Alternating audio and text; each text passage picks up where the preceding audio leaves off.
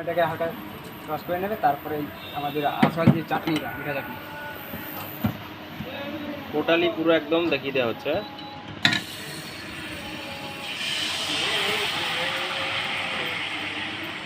মশলা যদি না থাকে এটা বানিয়ে নিতে হবে। এই 2 স্পুন দাও, যেরকম আর কি কোয়ান্টিটি। দিয়ে দিলাম একটু নুন, লবণ, জিরা পাউডার আর একটু হালকা। এর মধ্যে কিন্তু সব দেওয়া, জিরে ধনে সব দেওয়া আছে। এবার মেন হচ্ছে ধনের বেশ।